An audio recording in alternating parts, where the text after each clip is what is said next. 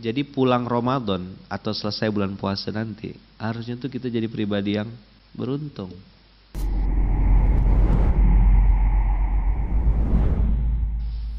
Semua urusanmu di dunia pasti ada yang menggantikannya.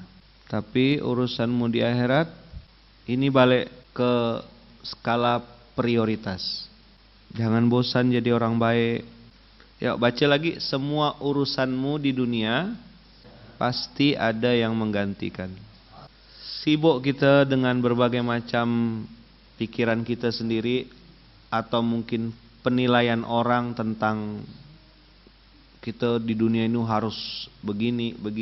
Yang itu tuh iyattabi'una illa zanna. Semua hanya prasangka aja. Sama kayak nanti orang masuk bulan Ramadan, dia menjalani Ramadan pakai prediksi dia atau pakai cara orang kebanyakan. Kayaknya Ramadan tuh bagus kalau hatam Quran. Dia hatamkan Quran. Kayaknya Ramadan tuh bagus lah kalau bagi-bagi takjil, karena yang lain juga pada bagi-bagi takjil, ikut bagi. Salah ke? Enggak. Cuma harus ngerti skala prioritas. Apa yang diharapkan Allah dan diminta Allah dari bulan suci Ramadan. Bukan hanya kutiba alaikumusiyam kama kutiba alal ladzina min qablikum. Endingnya itu loh, la'allakum tattaqun, itu yang kita harus kejar.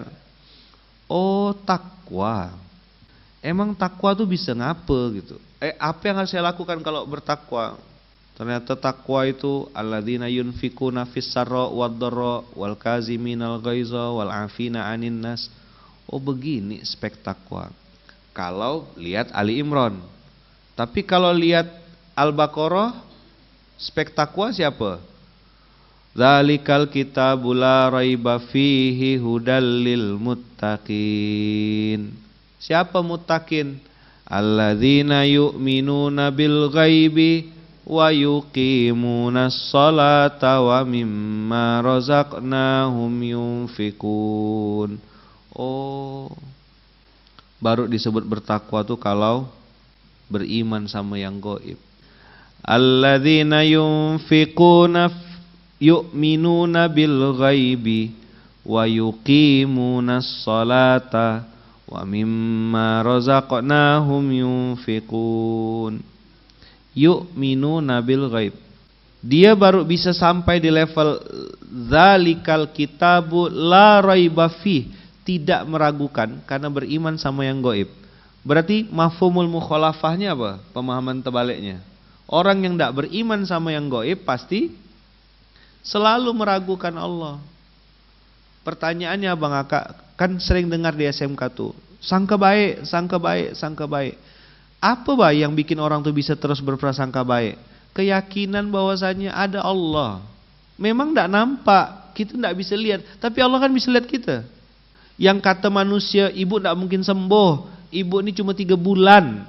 Benar kan? Setelah 3 bulan meninggal dokternya, ibunya masih hidup. Kutiba alaikumusiyam kama kutiba alal ladzina min qablikum la'allakum tattaqun, agar kalian bertakwa. Dzalikal kitabul la raiba fihi hudal lil muttaqin. Siapa muttaqin itu? 1, alladzina yu'minuna bil ghaibi wa yuqimunas salata wa mimma razaqnahum yunfiqun.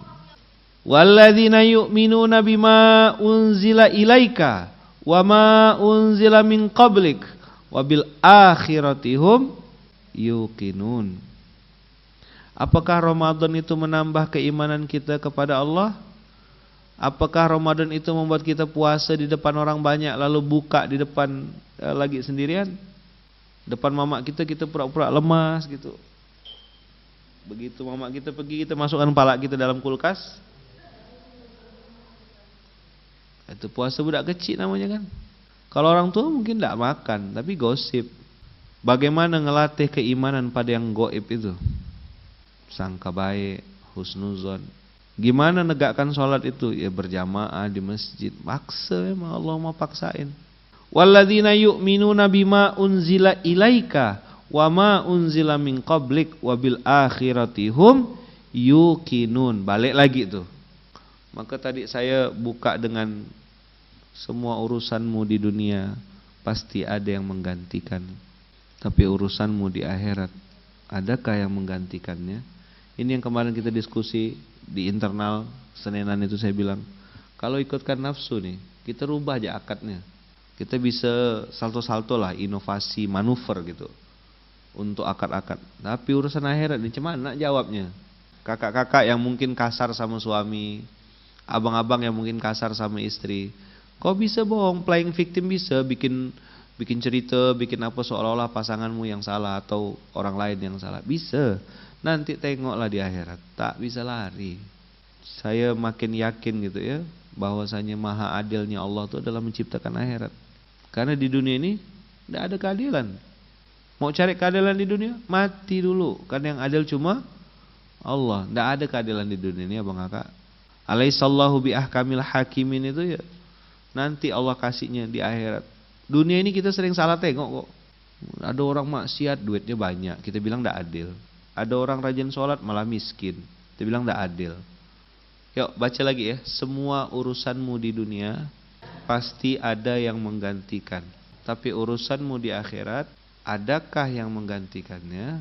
Makanya ayat Qur'annya, wabil akhiratihum yuqinun. Saya juga lagi belajar ya, bagaimana merasakan akhirat itu dekat gitu. Supaya kita ndak macam-macam. Misalnya kayak pasangan suami istri misal gitu. Ada kekurangan pasangan kita, ada kelebihannya juga. Sebagaimana kita juga sadar sesadar-sadarnya kita juga punya kekurangan dan mungkin ada sedikit kelebihan. Alaihissallahu biahkamil hakimin, sebaik-baiknya balasan itu kita meyakini dan mengimani bahwasanya akhirat itu benar-benar ada gitu. Ada dan benar-benar ada. Panjang sekali waktu di akhirat itu, tidak sampai otak kita mikirkannya. Tidak sependek waktu di dunia ini yang sangat labil gitu.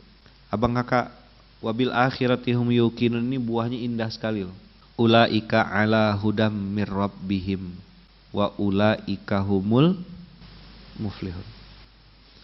Jadi pulang Ramadan atau selesai bulan puasa nanti, harusnya tuh kita jadi pribadi yang beruntung. Hudam mir rabbihim, dapat petunjuk, itu artinya orang ini selalu on the track, sampai tepat waktu, dimudahkan, dilancarkan, diberkahi, kasih bimbingan. Orang pegang Google Map gitu, jadi dia on the fastest road. You are on the fastest road. Anda berada di jalur tercepat untuk sampai ke tujuan-tujuan itu, karena ala hudam mir rabbihim. Jadi kalau bulan Ramadannya kita masuk kategori muttaqin, dari mulai beriman pada yang goib, kemudian yuqimunas sholata wa mimma razaqnahum yunfikun, walladzina yu'minuna bima unzila ilaika wa ma unzila min qablik wabil akhiratihum yuqinun. Mereka ini kata Allah ala hudam mir rabbihim. Setiap pilihan sulit yang kemarin saya kasih tahu sama abang kakak, kalau orang ala hudam mir rabbihim, aman. Mau milih istri, ala hudam mir rabbihim. Mau milih bisnis, ala hudam mir rabbihim. Kalaupun sudah terpilih ataupun sudah memilih, ulaika humul muflihun. Beruntung. Beruntung, menang, dapat margin, profit, tenang, bahagia, dimudahkan. Itu kan tujuan kita. Tapi syarat dan ketentuannya berlaku.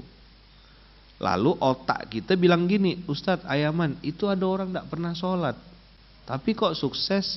Nah inilah yang saya bilang tadi, tuh mata kita jangan sampai salah.